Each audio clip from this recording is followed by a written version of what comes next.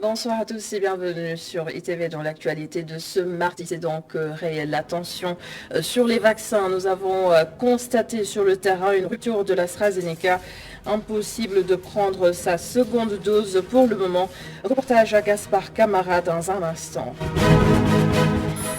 Les sanctions sont tombées hier. Plusieurs étudiants de l'UQAD réprimés pour des actes de vandalisme. Le médiateur de l'université n'est pas de ceux qui pensent que ces décisions sont beaucoup trop sévères. Le professeur Gassi Diop se range plutôt du côté du conseil de discipline. Elle semble avoir perdu confiance aux services en charge de la gestion des inondations.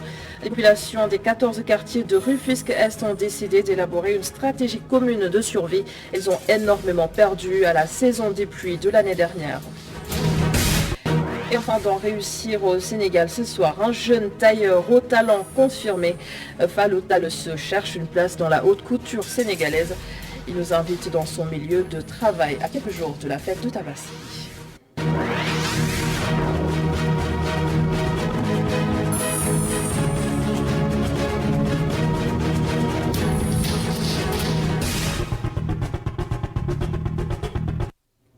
Ils avaient rendez-vous ce mardi 6 juillet pour la prise de la seconde dose du vaccin AstraZeneca. Ces Sénégalais qui se sont rendus aujourd'hui donc au centre de santé Gaspard Camara ont été renvoyés à une date ultérieure. La raison, il n'y a plus de vaccin disponible. Regardez, c'est un reportage de Abdulrahman Ly.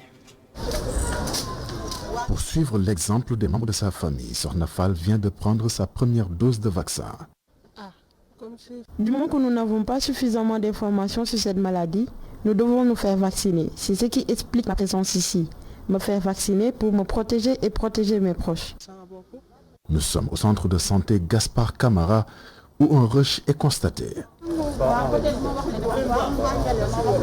Le district de santé qui a le plus vacciné avec les deux antigènes que sont AstraZeneca et Sinopharm révèle la responsable de l'éducation et de l'information pour la santé du district de santé Dakar Centre. Il faut reconnaître que nous sommes presque le district qui a le plus vacciné au Sénégal. C'est comme ça, Gaspard, c'est comme ça. Les gens nous viennent de partout et nous aussi on les vaccine. Actuellement, vous avez vu que nous vaccinons les deux antigènes, à savoir Sinopharm et AstraZeneca. Les premières doses ou bien les deuxièmes doses au niveau de ces deux antigènes, mais nous vaccinons quand même. Quelques minutes après, l'annonce est faite.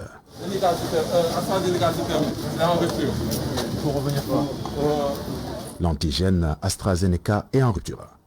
Une annonce qui ne manque pas de susciter des interrogations. Confirmation avec Sidi Kabira, venu prendre sa deuxième dose. Bon, je suis un peu surpris quand même et déçu. Parce que je ne pensais pas qu'on allait venir jusqu'ici pour qu'on nous dise qu'il n'y a plus de vaccin, qu'il y a rupture de vaccin. Ça pose problème. Et on ne peut même pas vous dire que quand est-ce qu'il y aura la deuxième dose.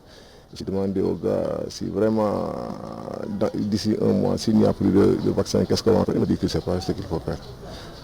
Et à ce que je sache, on ne peut pas prendre Sinopharm et AstraZeneca, ce n'est pas possible. Maintenant, mon problème, c'est de prendre conscience maintenant. Que faut-il faire s'il y a rupture? Est-ce qu'il faut reprendre ou bien? Je ne sais pas. L'annonce du coordonnateur du programme élargi de vaccination est constatée dans ce district sanitaire. Une situation que déplorent ces candidats à la vaccination qui ne savent plus où donner de la tête. Et le message du chef de l'État hier en Conseil des ministres extraordinaire, Macky Sall demande de limiter au maximum les rassemblements. La troisième vague annoncée semble inquiéter quelques Sénégalais qui, vous allez le voir, reconnaissent avoir quand même un petit peu délaissé les gestes barrières habituels pour ce reportage. Nous sommes en pleine ville. Après une longue marche, nous tombons sur une dame. Elle respecte toujours les mesures barrières, même si elle est déjà vaccinée. À ses yeux, les autorités sont à l'origine du relâchement, alors qu'elles sont censées montrer l'exemple. Les gens de l'État qui se déplacent, qui font des meetings, qui font des rencontres, qui rassemblent des gens, on se dit aussi qu'il n'y a plus rien, parce que c'est pas possible, c'est quand même eux les premiers responsables, n'est-ce pas, de la surveillance de ce virus. Et vraisemblablement, ça n'a plus l'air d'intéresser grand monde. Ce chauffeur partage l'avis de Fatouba. Si on parle de relâchement, je pense que le gouvernement est aussi responsable parce qu'ils ont organisé des tournées économiques partout dans le pays. Je pense que l'État doit revoir tout cela, mais aussi la population doit respecter les mesures barrières.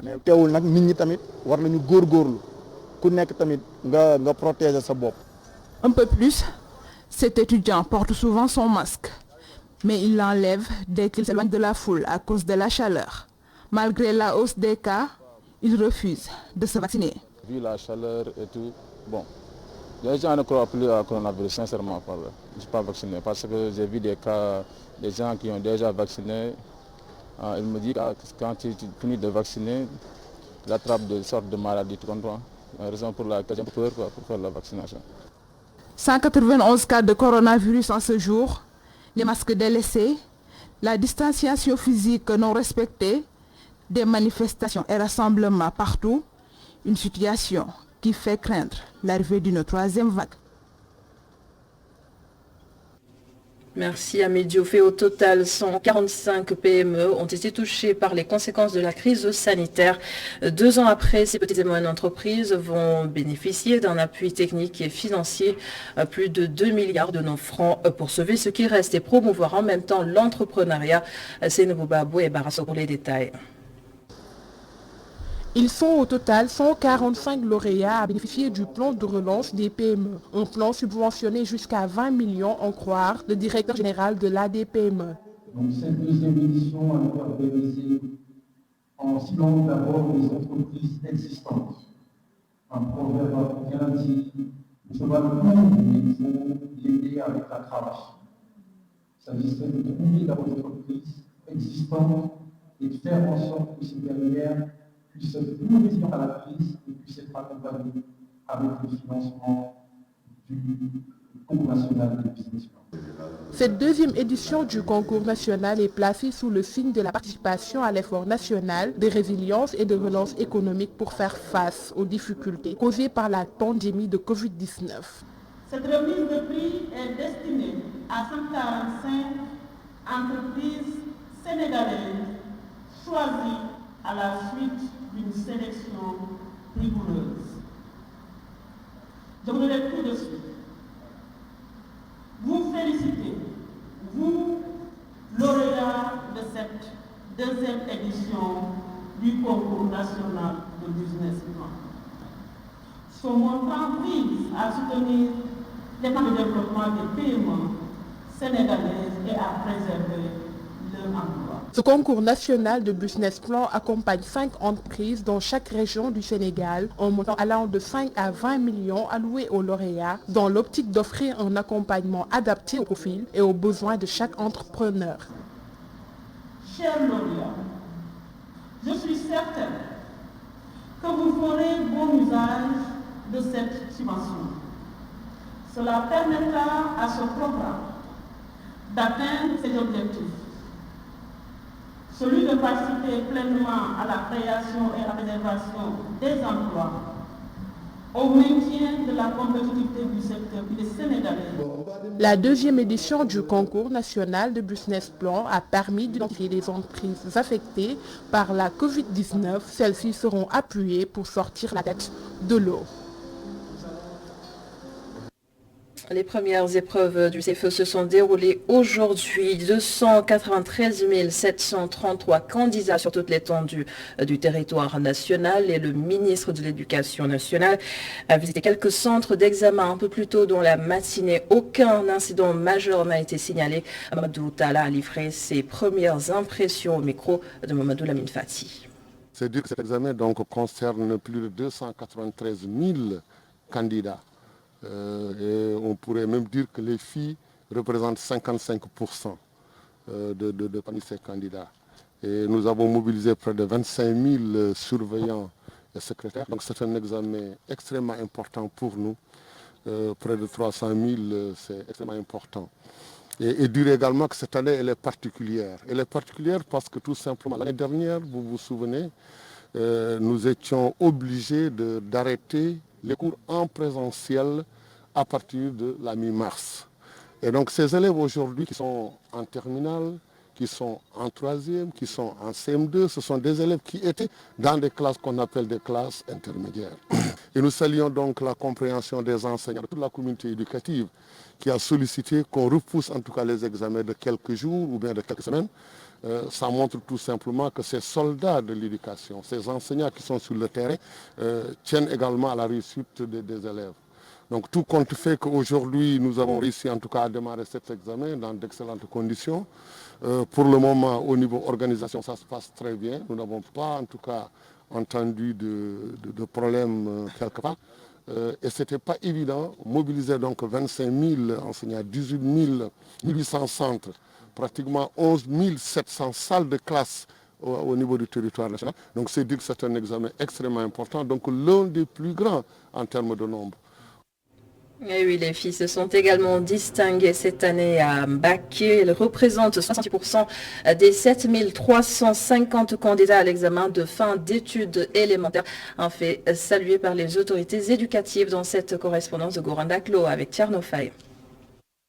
7350 candidats à l'examen du certificat de fin d'études élémentaires ont composé à Mbacké. Parmi ces candidats, 68% sont des filles d'après l'IEF de Mbacké qui saluent d'ailleurs le bon déroulement des examens. Je dois rappeler que cette année Mbacké fait partie des circonscriptions du pays qui ont présenté le plus grand nombre de candidats. Donc nous sommes à 7350, dont 5067 filles. Donc les filles représentent 68% de l'effectif.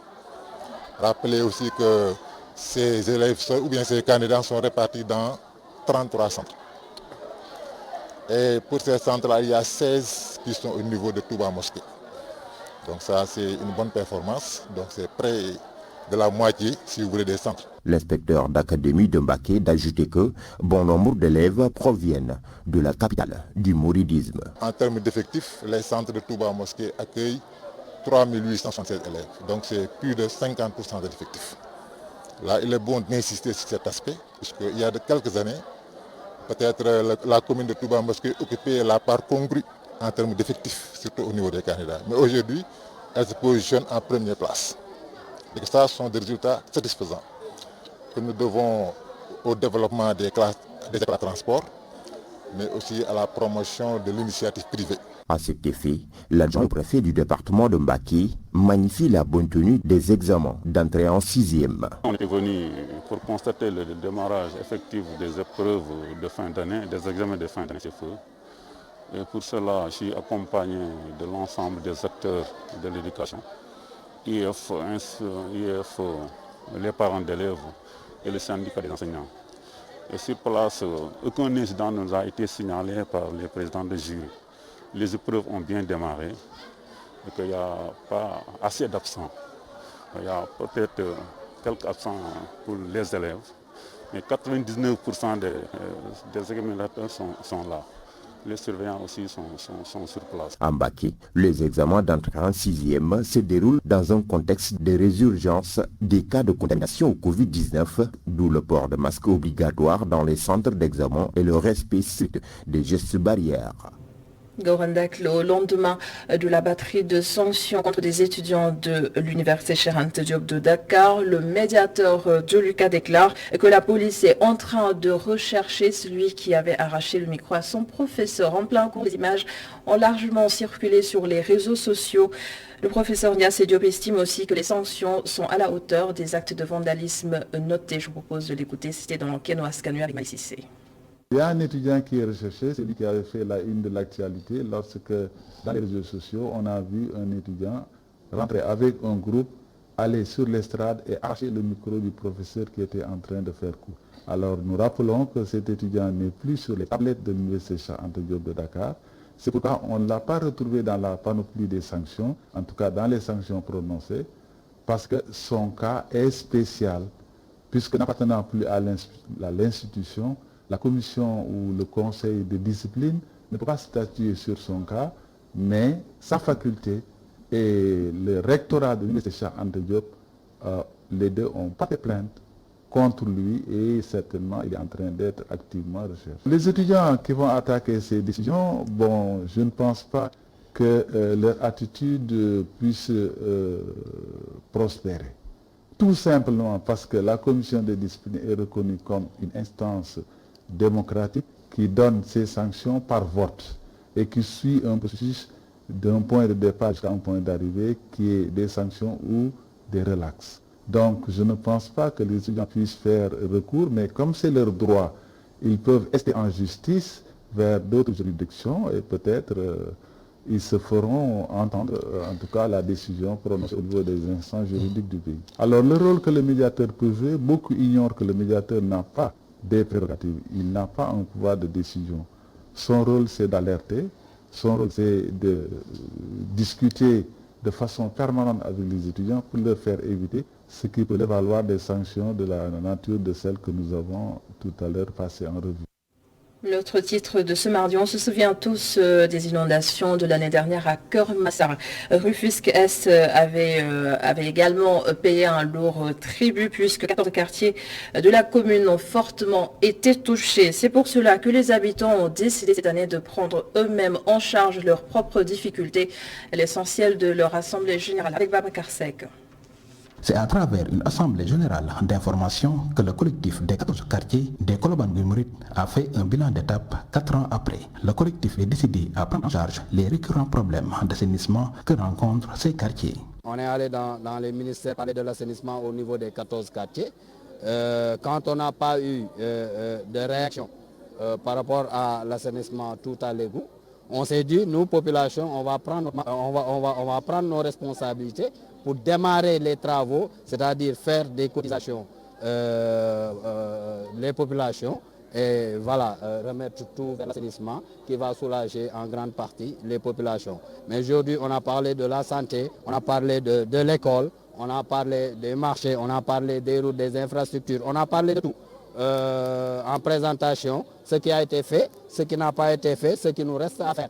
Maintenant, le projet phare reste l'assainissement au niveau des 14 quartiers de Colobane Guy Mouride. La sauvegarde des périmètres maraîchers de Lendeng, qui est le seul espace d'activité agricole de la ville, est la priorité du collectif des Colobane. Lendeng, c'est un poumon vert. C'est un poumon vert pour tout Rufisque, mais du point de vue économique, Lendeng joue un très grand rôle pour les populations de Colobane Guy Mouride, en faisant plus de 2000 à 3000 travailleurs au niveau de Lendeng. C'est pour vous dire l'importance de Lendeng. Mais pour le volet social, ils font de très grandes choses pour les populations. Une femme qui vient, qui prend ses légumes et qui va cuisiner pour ses enfants parce qu'elle est démunie, c'est Lendeng, on peut la voir sur Lendeng. Un ambitieux projet de pavage des 14 quartiers portés par les populations est à l'étude avec le soutien de la cimenterie de la ville qui devrait donner 200 à 300 tonnes de ciment par an. Tout autre chose, dans le cadre du programme de renouvellement du parc automobile, 15 minibus ont été réceptionnés pour renforcer les lignes existantes. Selon le ministre des Transports Mansour Faye, 362 autres bus sont attendus d'ici la fin de l'année. Le voici. Un programme important donc, de renouvellement qui a vu l'intégration effectivement d'une nouvelle marque, la marque Ashok Leyland, pour environ 362 minibus. Je voudrais dire à cet égard que ce programme important donc, de renouvellement s'accompagne par d'autres composantes, c'est-à-dire l'exploitation et la modernisation donc, des lignes concédées, mais aussi la capacitation de l'ensemble des acteurs suivi effectivement de sensibilisation sur la sécurité routière. Nous avons constaté au niveau de Dakar une nette amélioration en tout cas de l'offre, bien qu'on peut dire qu'il y a toujours un déficit par rapport donc, à l'offre. Mais ce déficit sera comblé au fur et à mesure que nous progressons dans le programme, comblé aussi par le transport de masse que M. le Président de la République a bien voulu mettre en œuvre à travers le BRT, mais aussi à travers le TER. Il est important de souligner en tout cas la présence effective, en tout cas engagée donc, des acteurs réunis autour de AFTI pour l'exploitation de ces minibus. Et je voudrais à cet effet, en tout cas, lancer davantage un appel à l'endroit de ces acteurs pour une très bonne maintenance et un entretien donc, de ces outils de travail, de maintenir un état, en tout cas, de circulation très satisfaisant, permettant aussi les populations qui les empruntent d'être transportées dans les règles de l'art.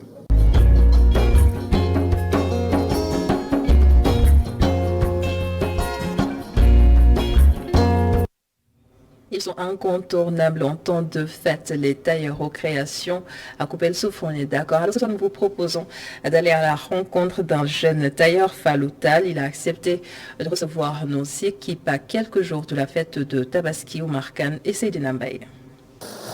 Ses pieds ne quittent pas la pédale. Fallou n'a pas une seconde à perdre. Les commandes qu'il a enregistrées pour la Tabaski l'en empêchent. Une pression qu'il parvient tout de même à gérer grâce à son expérience. La pression n'est pas intense pour nous parce que nous sommes dans le métier depuis longtemps. Nous travaillons avec sérénité, quel que soit le nombre de clients qui viennent, nous parvenons à nous organiser. Là, les autres tailleurs ne sont pas encore revenus parce qu'ils ont passé la nuit ici, à coudre.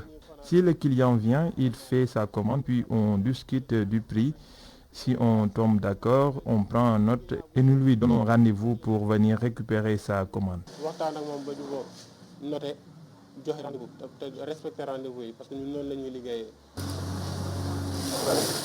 Respecter les délais de livraison, il le faut.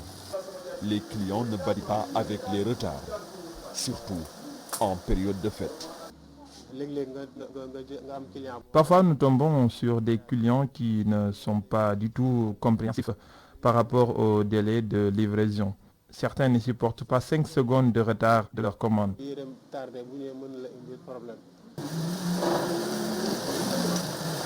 C'est en 2004 que Fallou a appris le métier de tailleur, après avoir arrêté les études en classe de CM2. Aujourd'hui, il s'en sort bien et compte faire de son label Al-Juma Couture une marque de renommée dans l'habillement. J'ai arrêté les études en classe de CM2. Je ne voulais plus apprendre. Mon grand frère m'a alors dit d'arrêter et aller faire autre chose. C'est par la suite qu'un oncle m'a amené chez un de ces tailleurs. C'est celui-là qui m'a appris le métier de tailleur. Mon ambition est de faire connaître la marque Al-Juma Couture à travers le monde. Aujourd'hui, nous sommes à Niaritali et tout le monde nous connaît ici.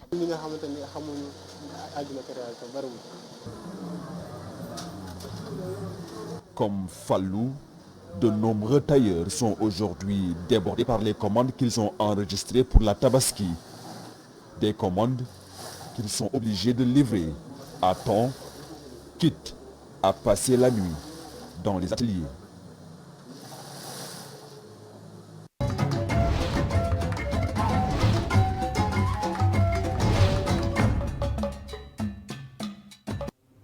C'est également au cœur de l'actualité ces derniers jours. La fermeture de la frontière entre la Guinée et le Sénégal continue d'inquiéter à Conakry notamment, malgré la récente signature d'un accord de coopération militaire entre les deux pays. De nombreux Guinéens commencent à s'impatienter. Mais tout semble indiquer que ce n'est pas demain la veille. Mamadou Mokhtar Soirée depuis Conakry. Bonjour chers toutes et tous, bonjour à l'ensemble des téléspectateurs de ITV. C'est un plaisir de vous retrouver pour vous parler de nos frontières entre vous et nous, la Guinée et le Sénégal. Finalement, quand va-t-on les rouvrir? La question reste toujours posée, toujours d'actualité, et la réponse, on la cherche ensemble parce que oui, depuis donc l'accord de partenariat donc signé récemment à Accra, accord militaire entre la Guinée et le Sénégal, les choses semblent timidement évoluer, car depuis, un seul acte a été posé et qui va dans ce sens-là, c'est la ratification par les députés à l'Assemblée nationale donc de ce texte-là, de ce projet. Ils l'ont adopté quasiment à l'unanimité. Mais la question finalement qui se pose, c'est bien quand est-ce que l'État va poser un acte concret? Parce que les Guinéens, je peux vous dire, ont assez de tout ce qui donc pour l'instant ne change pas réellement la donne. Tout ce qui est texte, tout ce qui est loi, tout ce qui est vote, ce n'est vraiment pas ce qu'ils ont envie d'entendre ou de voir. Me disait aujourd'hui un ami, ce qu'ils ont envie de voir, c'est surtout ce qu'ils ont envie plutôt d'entendre, c'est surtout l'annonce donc de la réouverture des frontières. Mais il faut dire à ce propos ou à ce sujet, le ministère donc de la Défense, à travers son porte-parole, a aujourd'hui annoncé que les choses n'allaient certainement pas aller aussi vite que l'on espérait ou que l'on attendait. Il fallait s'impatienter un peu parce qu'il y a tout un processus à suivre, il y a toute une logique à laquelle il va falloir que les autorités guinéennes et sénégalaises donc s'alignent ou s'adaptent. Aujourd'hui, on sent que clairement, les Guinéens commencent à s'impatienter, ils veulent que les choses aillent un peu plus vite. Et ça se comprend parce que quand on regarde aujourd'hui tout ce qu'il y a en termes de pertes, notamment pour les agriculteurs qui ont l'habitude d'exporter leurs produits au Sénégal, il y en a plein, je peux vous dire, qui ont fait faillite, qui ont tout simplement donc fermé boutique. Et au-delà aussi, au-delà du commerce, il y en a plein, il faut dire, qui ont des activités au Sénégal, soit des projets d'études ou des activités, ou même une famille au Sénégal et qui se retrouve donc coincée en Guinée. Et pour ces gens-là qui sont dans des cas sérieusement urgents, ils empruntent essentiellement donc deux options pour aller au Sénégal. Première option, il y en a qui vont jusqu'à Koundara. C'est une ville située à peu près à 20 km de la frontière sénégalaise. Une fois à Koundara, ils empruntent des motos, donc ces engins, vous savez, qui peuvent emprunter des routes un petit peu détournées et cachées. Donc ils empruntent ces voies-là pour rejoindre la frontière sénégalo-guinéenne. Et une fois là, donc ils négocient aussi pour continuer à Dakar. C'est la première option. La deuxième option, il y en a qui vont jusqu'au Mali. Donc vous comprenez, ils vont au Mali. Et puis c'est après le Mali qu'ils décident donc de retrouver le Sénégal. Là aussi, c'est une voie longue et très détournée et aussi coûteuse pour de nombreux Guinéens.